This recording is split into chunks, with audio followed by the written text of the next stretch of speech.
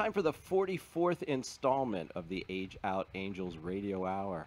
My name is Greg Rapport. I'm the founder and executive director of Age Out Angels. We're a 501c3 nonprofit corporation that provides one-to-one mentors to youth for the purpose of coordinating the care and services that they need to survive and to avoid some of the horrible pitfalls that many of those children face.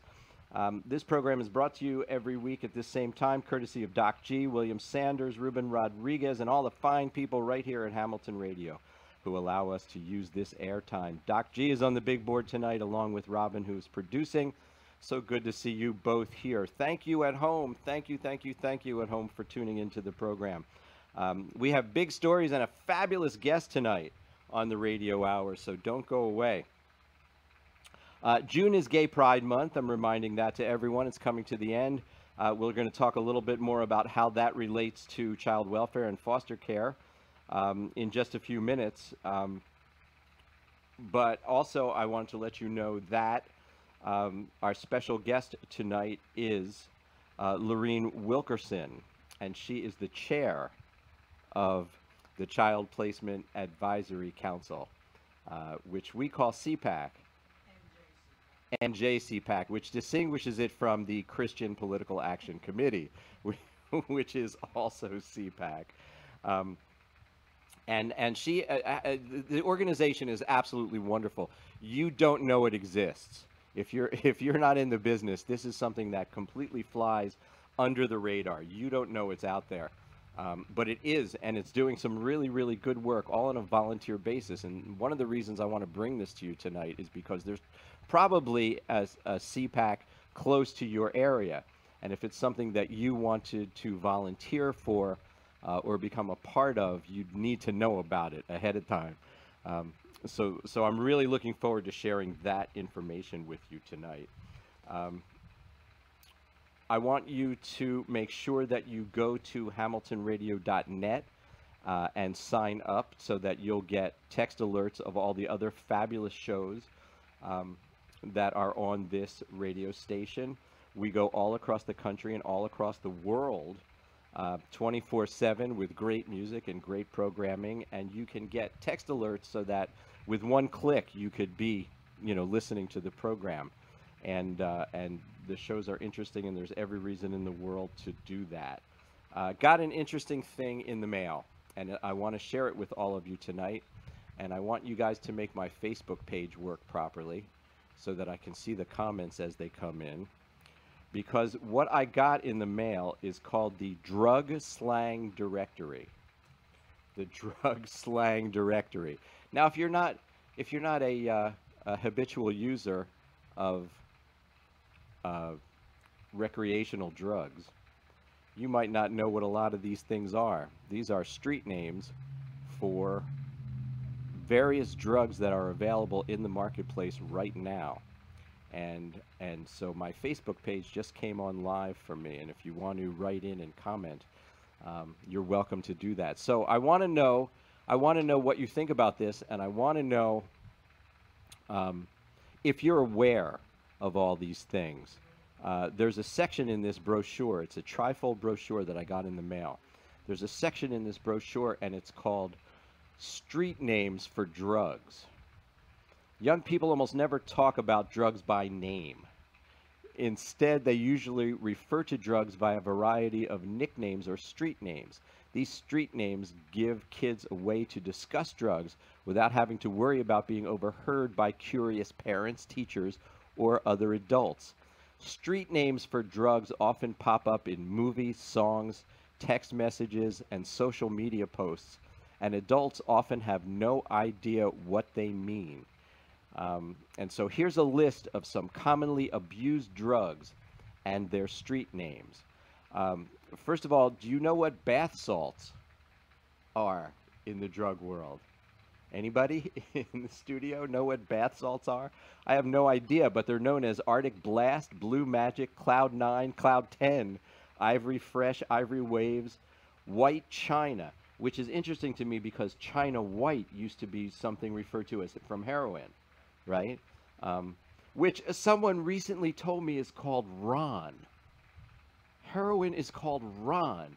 And I said, how did How did that happen? How did heroin become Ron? And he said to me, well, heroin took too long to say. So heroin became Heron. And then it became my buddy Ron. So what an amazing waste of time. You know, an incredible waste of thought time. Why am I talking about this, right? I don't want to waste your time. Why am I talking about this? I'm talking about this because the people that we deal with in the child welfare system have usually been traumatized to the extent that many of them will turn to self anesthesia to cope, just to take away the feelings that they have and replace them with either no feeling at all, or some kind of feeling of euphoria, some dopamine link that will enable them to do that. Now, cocaine and crack.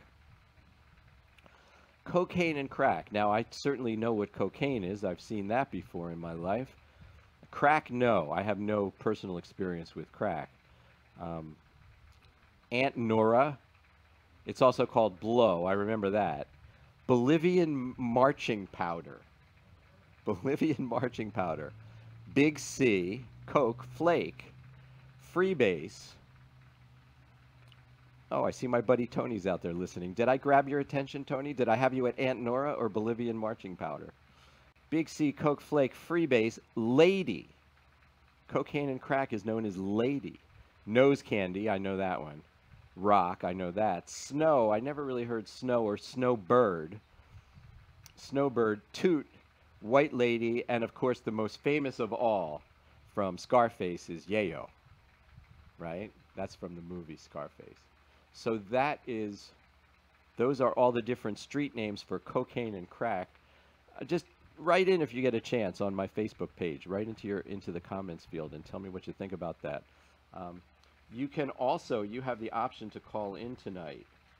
And if you'd like to call in and talk about this on the air, you can do that. Can we put the number at the bottom of the screen? Is that possible? 609-807-2492 is the number if you're listening to the audio feed. Let's see what else we have here. Street names for cough and cold medicines. And by the way, that was actually my first exposure to drugs, was people telling me that they would drink mass quantities of cold medicine, which I thought was completely insane. Anyway, they call them CCC, Dex, DM, DXM, Skittles. Skittles is a nickname for cough and cold medicine. Triple C, Tussin, vitamin D. I'm locked on Skittles because Skittles is a real thing, right? So if you're talking and you want to not let people know what you're talking about, and you say that you're going to get some Skittles, right? Then people think, oh, he's going to the drugstore to get candy. GHB. GHB is also known as Georgia Homeboy. It's also known as Goop. Grievous bodily harm. Liquid X and soap. Now GHB is the date rape drug, right? That's the drug that they slip into your drink, and nothing good ever comes from that one.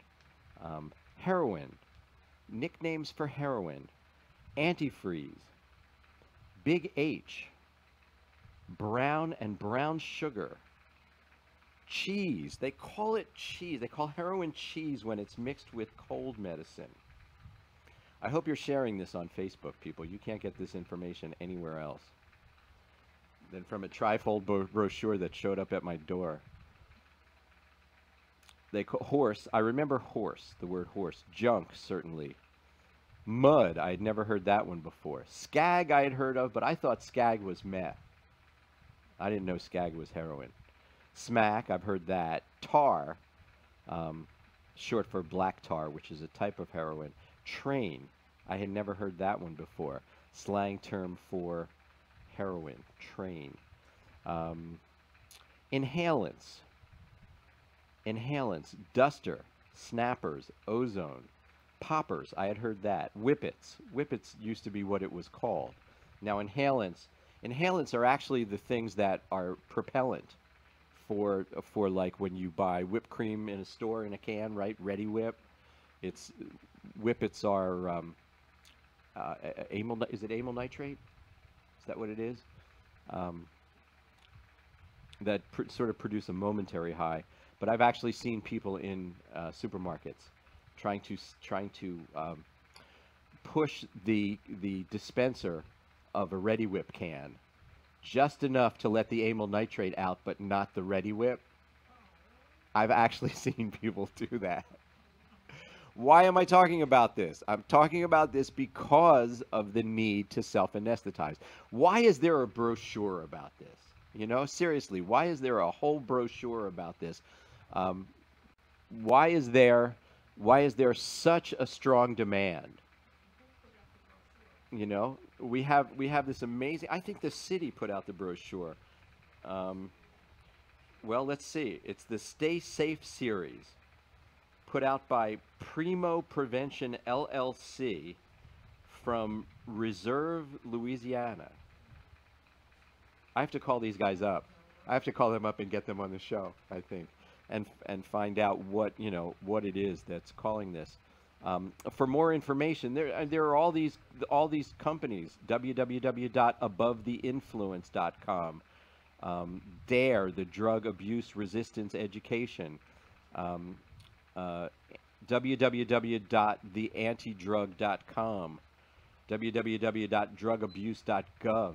The demand is so strong. I mean, they talk from a political point of view about things like the war on drugs and stuff like that, and trying to go after the people who are supplying this and smuggling it in other countries where we have no sovereignty. And the problem, I don't think, comes from people who are selling it so much as people here who are demanding it. And so then go back one step further, and the reason for that demand is so high is because people have this incredible need to medicate. That's what it's all about. And think about children who end up in the child welfare system. Think about people who are there either because they're abused or neglected or both. And both of those, abuse and neglect, are the roots of traumatic experience. That's where all that comes from. And if you were feeling that, and you were feeling the results of I want to say horrible trauma, but the actual word for that is complex trauma. It is traumatic experience over and over and over and over again, with no time for healing in between, and no person, no caregiver who provides that kind of healing in between. And that's why this nonsense exists. Terms for LSD: acid, battery acid, blotter, Elvis, Looney Tunes, Lucy in the Sky with Diamonds, little throwback to the late 1960s, Sugar Cubes, Superman, White Lightning. And I think a lot of kids end up sort of getting started in this sort of thing and don't realize that they're getting into the culture. I'm sure that happens on occasion, that people that just might have addictive personalities, do something on a dare and end up part of the culture. Marijuana slangs: boom, cannabis, chronic, dope, ganja, grass, hemp, herb, Mary Jane, pot, reefer, skunk, and weed. MDMA, that's something that happened way past my time period as a young person, but people seem to be crazy about it. Atom, beans, club drug, disco biscuits, ecstasy, love drug, Molly, Scooby snacks, X, and XTC. So if you hear these words at home, you know what to look out for. And if anyone would care to call or comment on my Facebook page, we're going to take a quick break. I want you to share this on Facebook. Back in a second with my guest, Lorene Wilkerson. Don't go away.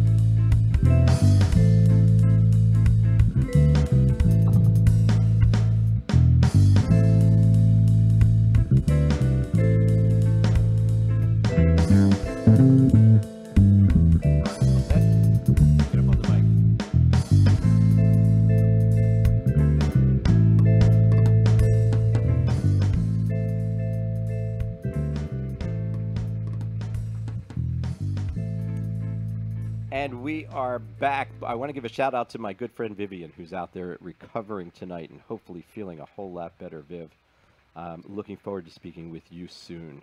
And remind everyone that my guests are always spectacular on this program. And tonight's guest is no exception. We'll be off next week. We're going to give Doc G a little break next week. And back July 12th with young people from the Next Generation Leaders Group. And they're going to be talking about a very dark message about suicide prevention and an event that they have coming up. The lady sitting next to me, if you're watching on the video feed, is Lorene Wilkerson. And she is the chair of the New Jersey Child Placement Advisory Council, right? Right. Now, the part of the reason we have this show is to shed a little bit of light on organizations that are doing really good work that could use a little bit of exposure, I think. Age Out Angels is no exception. We could use all the exposure we could get. And I would bet money that unless you're in the business, you don't know that the Child Placement Advisory Council exists. It's an all-volunteer agency, correct? Well, it's not an agency. Okay. Actually, it comes under the auspices of the Administrative Office of the Courts, and it was established in October of 1978 when the Child Placement Review Act was enacted. Okay, we're part of that. So we have legal mandates of things we're supposed to do. Okay, so you've been there since 1970, not you personally, No. but the organization. The organization of CPAC has been in existence since 1978. Now, doesn't it seem like wrong that it could be around since 1978 and almost no one who is out there listening knows that it exists? That's what I mean. Well, certain people, the child advocacy groups in New Jersey, they know we Yes. exist because we sponsor trainings during the year where all child advocacy agencies, organizations are invited to attend. And it's the training that we provide is basically for anyone who's involved with children on any level. And we have covered all topics you can imagine that you may encounter when dealing with a child. We've had workshops on drugs. Okay.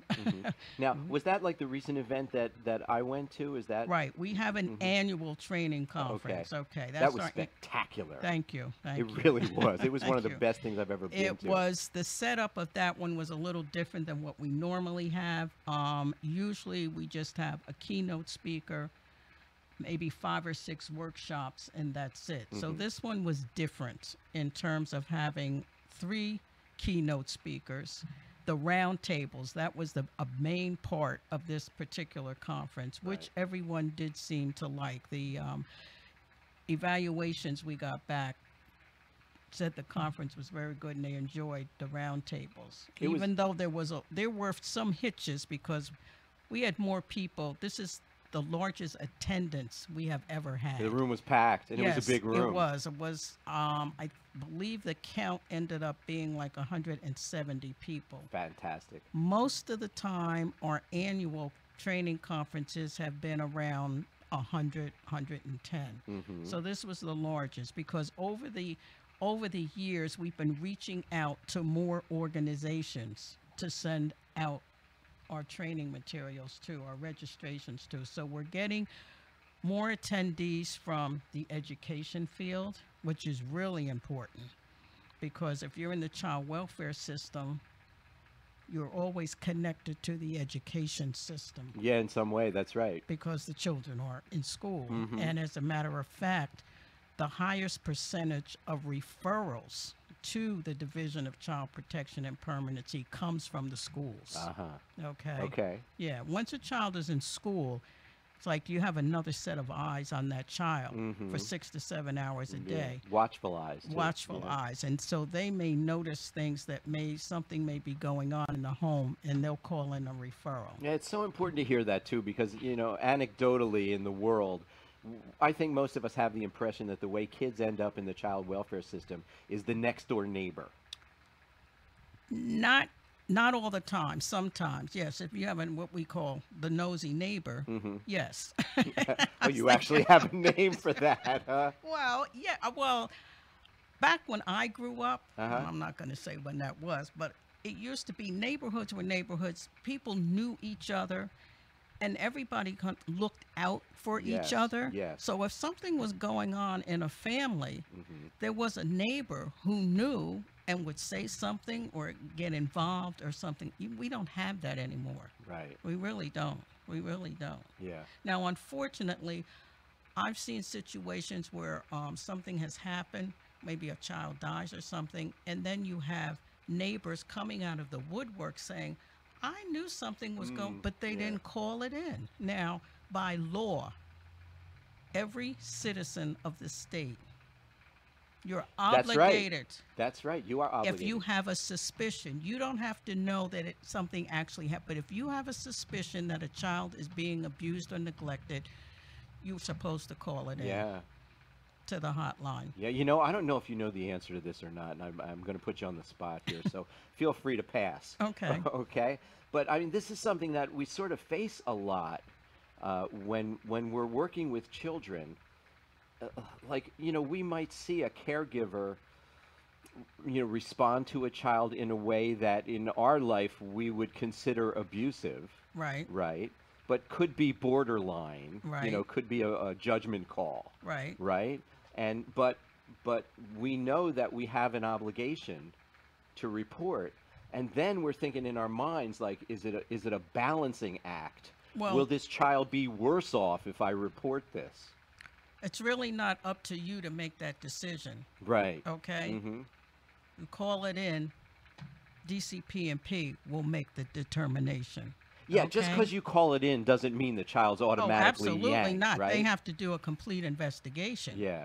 Okay, into the circumstances going on. It depends on what the referral is. If you call in and say you think a child is being abused, well, we're going to say, well, what's the nature of the the abuse? nature of the abuse? Right. So, Yes. and also people should be aware. I know people are reluctant sometimes to call it in because they think it'll come back on them. You can remain anonymous. Right. Okay. And if nothing happened, you're not going to be held liable. Good. Okay. Yeah. So Yeah. Well, because you could have just, immunity from, we want Right. to say, prosecution for calling in a false. well, you can imagine that report. the parents would hate you forever. True. But they don't know who calls it. Right. In some circumstances, they may have a suspicion. Depends on the circumstances, the neighborhood, and whatnot. A parent may know, oh, well, it's probably Mrs. Jones down the hall there because she doesn't like me. Yeah. Yeah, right, exactly. She's never liked me, right? She always gives me Right. the stink eye. But And- they'll never know who made the call. Okay. Yes. All right, fair enough. Sorry. It's an important thing, because this is something that we face a lot, and you have to remember that we're not making that judgment. Right. Our judgment is just to report what we see. And if you're out there listening, no matter where you are in the United States, I don't know how it is in the rest of the world. If my buddy from Sweden is listening tonight on the internet, you are, as a citizen of the United States, you are mandated to report Right. child abuse if you Well, think you not see the it. state. Each state's laws Different? are different. Mhm. Now, in New Jersey, Jersey, yes, we are. you are. Okay. Yes.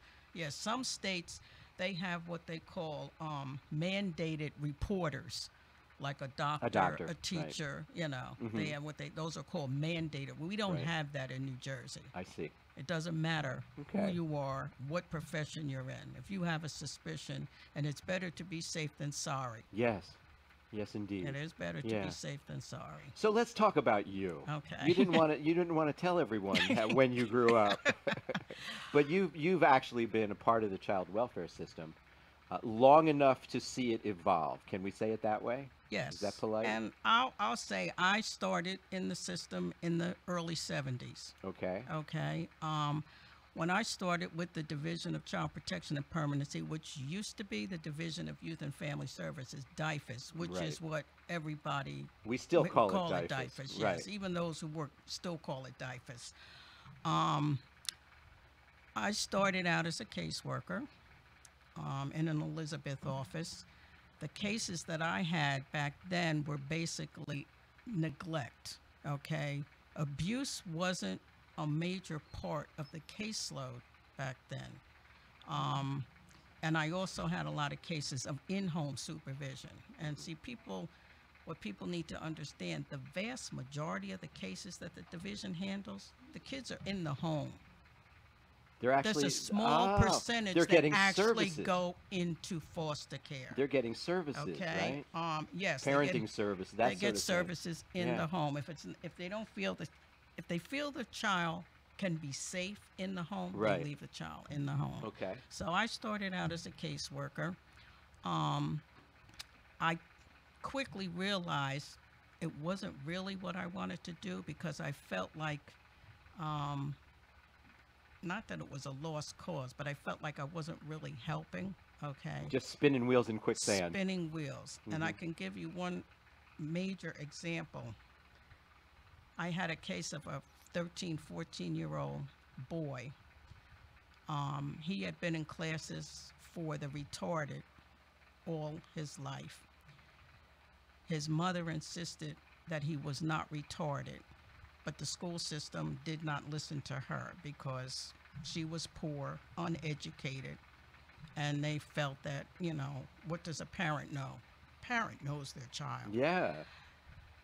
When I had the case, the child had a teacher that particular year who was fresh out of college. And she said, has anyone ever tested his hearing? The Oh, my. answer was no. Huh. He wasn't retarded.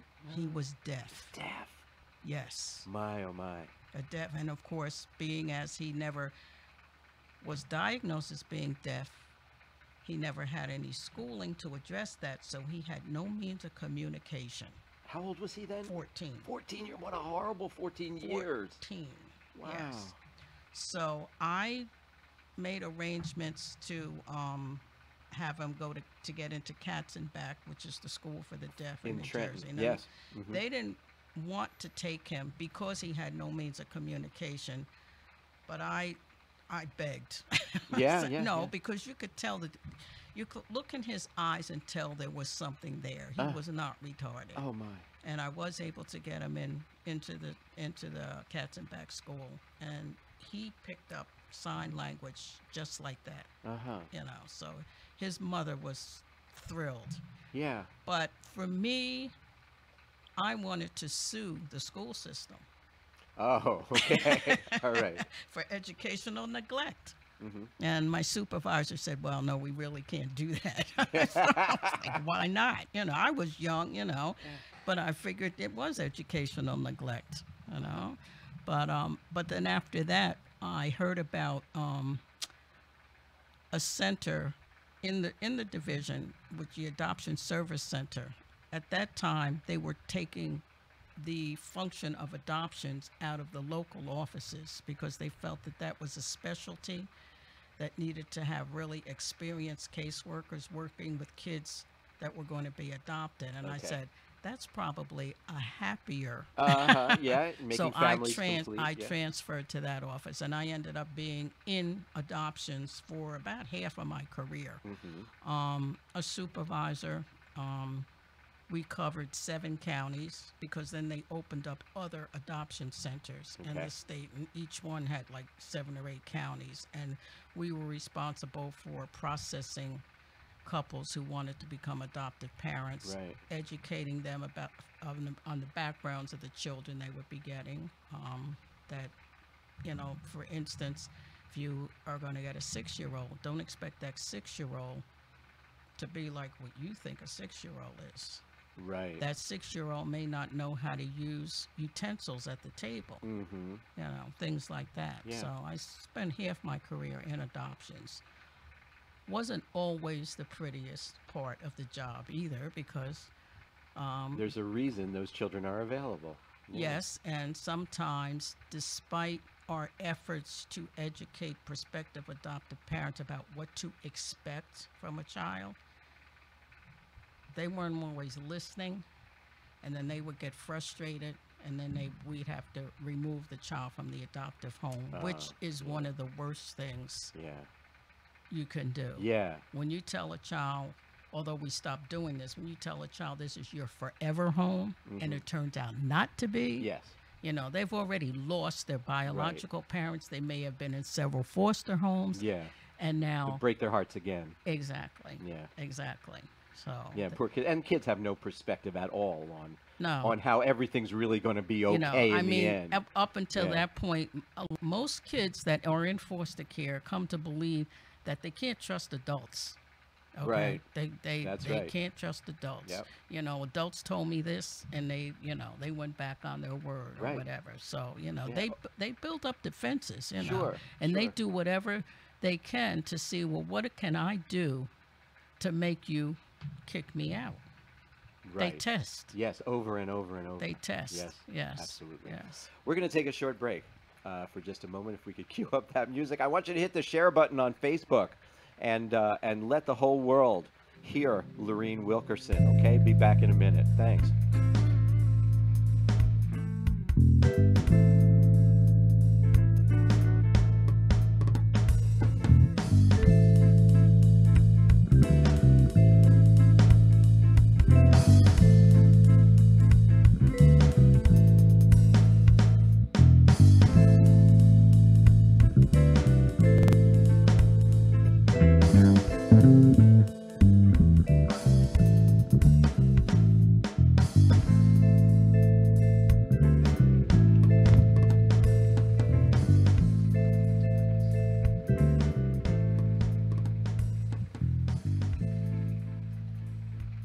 And we are back with Lorene Wilkerson.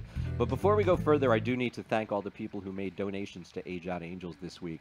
We thank you so very, very, very much for your generosity. If you happen to have an employee giving fund or matching gifts foundation associated with your place of work, we would certainly appreciate your contacting us and telling us how we can participate in that.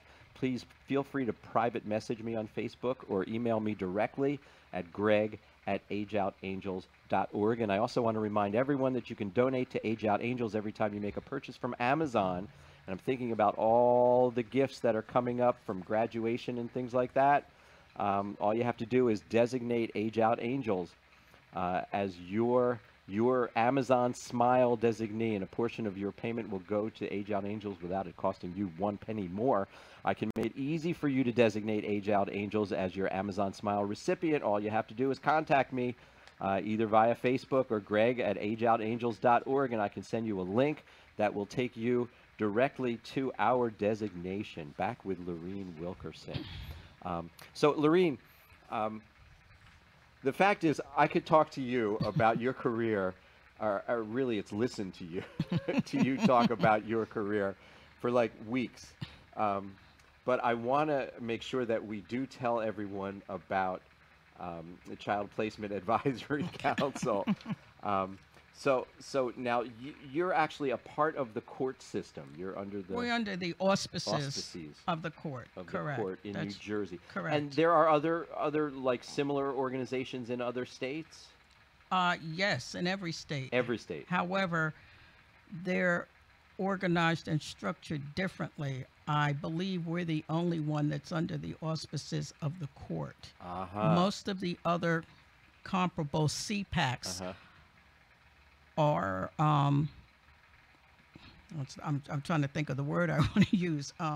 Freestanding. Yeah. Freestanding. Yeah. Okay, and they have more authority than we do because they are freestanding. Because they don't answer to They don't anyone. answer to the courts. Right. There are some who may be kind of under the court. There are some who are also somewhat under the comparable child welfare agency in their state, but the vast majority of them are not under either the court or the child welfare agency. So tell us what the Child Placement Advisory Council does. What's your mandate? We're mandated to monitor the policies, practices, and procedures of the Division of Child Protection and Permanency in collaboration with the Administrative Office of the Courts. We provide the training for the Child Placement Review Board volunteers. Now, that's another volunteer organization. Okay, see, right? that's what we're sort of over them. In every vicinage, every county does not have in each vicinage, of which there are 15 in New Jersey, there are child placement review boards. They are the group of volunteers that review the cases of children that are placed in foster care. Every case, right? They review every case. Every don't case they? of a child in foster care, not every case that's under the supervision of the division. Okay. If they're in foster care. If they Gotcha. go into foster care, they're reviewed by the Child Placement Review Board 60 days after the placement. Okay. They receive information from the caseworker about the case and the child up to that point. They review the case and they may make a recommendation to the judge as to what they feel the services the child and the parent need. And the judge, when the case is reviewed in court, the judge then looks at that, the recommendation from the Child Placement Review Board as well as from the agency and whatnot, and then issues a court order, which could include if the parent needs substance abuse evaluation and treatment, they need a mental health evaluation and treatment, whatever is needed for the parent and the child, that goes into the court order, which the division then has to follow through on. Okay, and the goal of whatever's needed is reunification. Correct. The right? first and primary goal is always reunification. Now, I know there are instances where some people may say, well, why? But that's because we always want a child to be with their biological parent, Right. whenever possible and feasible. Mm-hmm. Parent has basically up to a year to rectify the circumstances that led to the removal of the child. Now, this came about in 1997. The adoption asked for the Adoption and Safe Families Act, which came down from the feds, when it was determined that the primary focus should be the safety and permanency of a child. Okay, up to that point, that wasn't necessarily the primary focus of child welfare, but they wanted to make that and to place timelines on getting the child to permanency. Because, say, the year in the life of a 2-year-old is a long time. Yes, indeed. Okay? Oh, you can't wait to be 3. Yes. Exactly. So, they place timelines on moving the child to permanency. If they're not going to go home, then you got to move to permanency. And after that, at that 12-month mark, if the child has not been returned home, then the agency can file to terminate parental rights. Okay. Okay? All right. Now, over the course of the last 40 years, child welfare has recognized the fact that it is always better to place a child with someone they know rather than a stranger, which means a foster parent. So there has been more emphasis placed on attempting to find a family member. Kinship, yeah. Yes, to place the child. They have to be removed. They ask the parent, you have aunts, uncles, cousins that the child can be placed, or a close family friend. Mm-hmm. That's less traumatic for the child. Yeah. If the child knows the person, it's not, because each move a child makes, it's a trauma.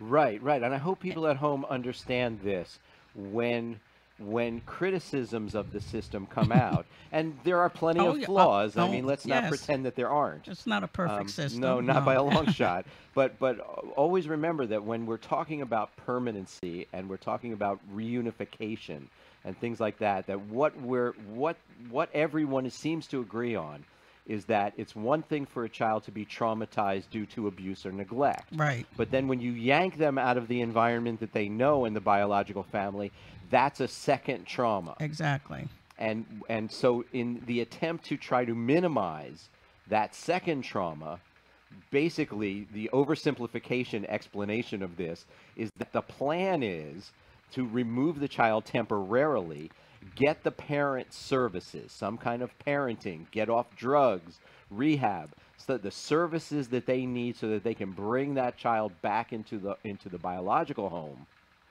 and minimize the trauma caused by that second. Not to make everything perfect again. No, because it'll never be perfect. Because it can't be. No, that's right. No.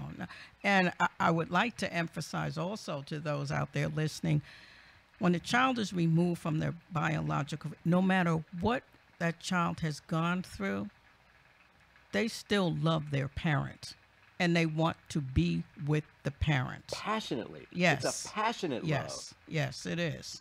So, you may think that they're glad to get away from the parent. Not so. Not Right. so. And also you have to, not only are they being removed from the home and the surroundings they're accustomed to, they may have to change schools.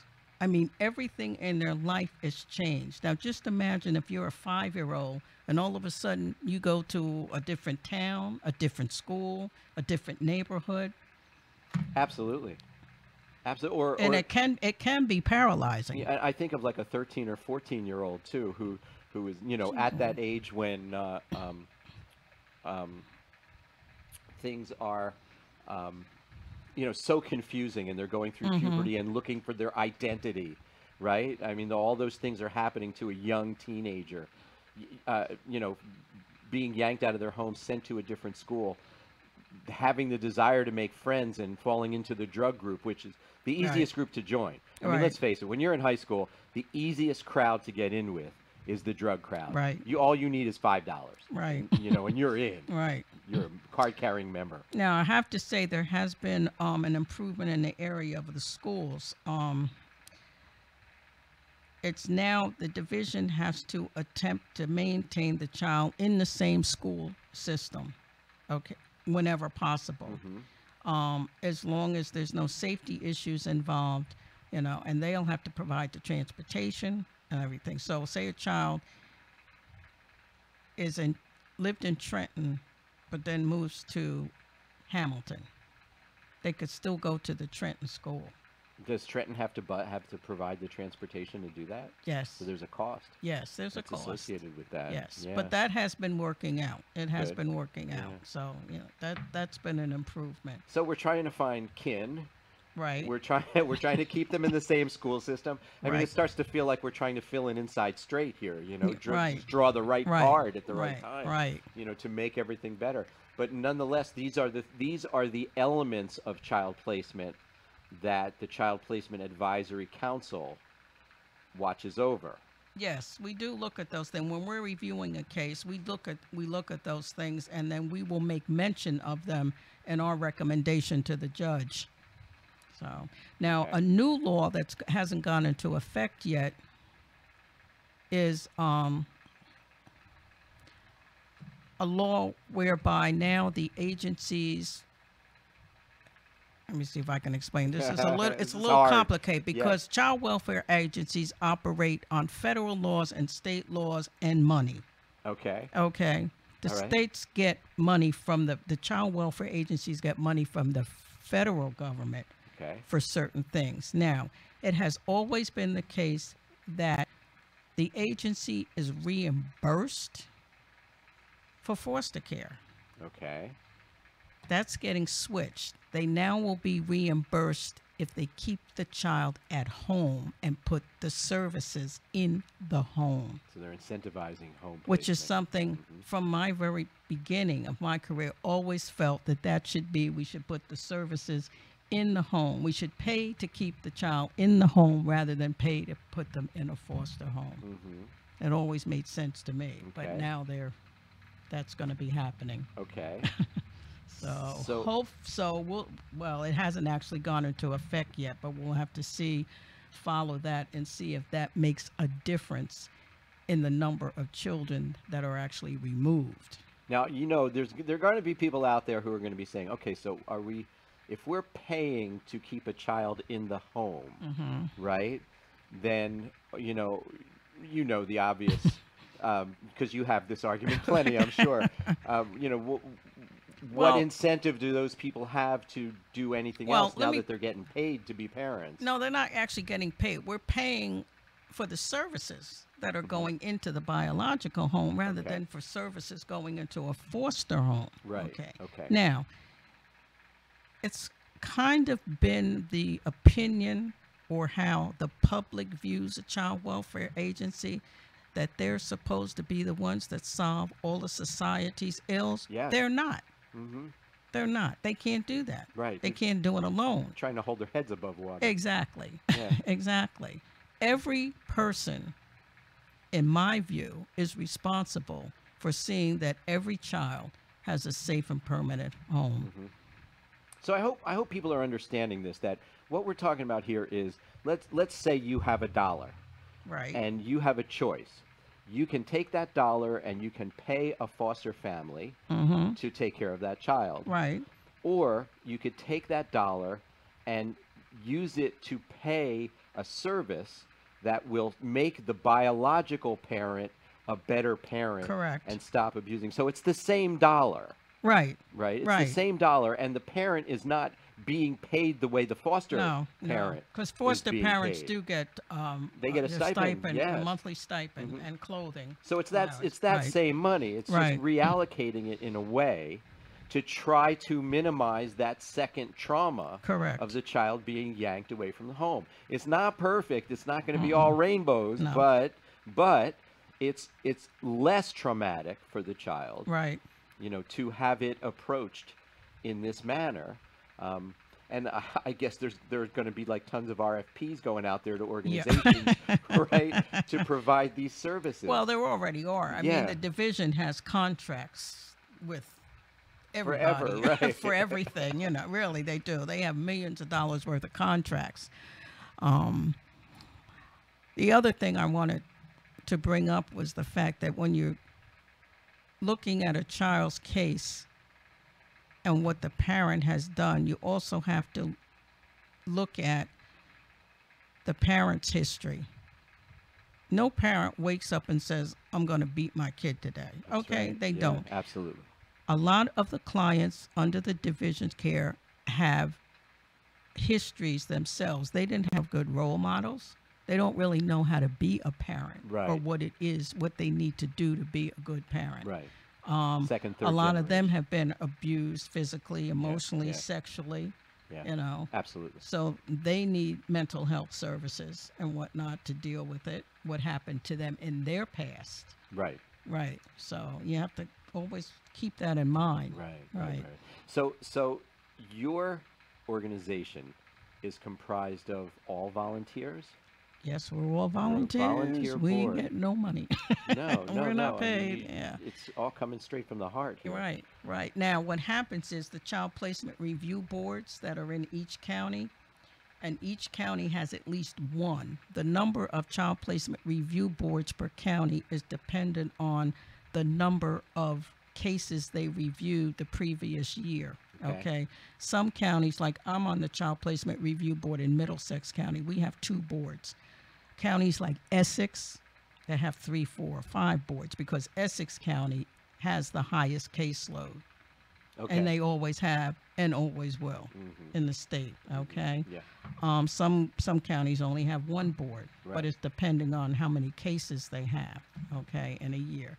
The child placement review boards, there's at least 5 members. You can come from, and I'm going to make a pitch here. Go ahead. For child placement review boards. Some counties do need them. Okay. And if you're interested in becoming a child placement review board volunteer, what you can do is to go to the New Jersey Courts website. And when that comes up, you can scroll down and you'll see volunteer programs. You click on that, and then it'll take you, and then you can scroll down to your particular county, and then you can see the contact person for an application if you want to become a child placement review board volunteer. Okay. So These are important positions. to yes, keep in now mind. members of the Child Placement Advisory Council come from the child placement review boards. Okay. Okay. All right. Each year we hold an election.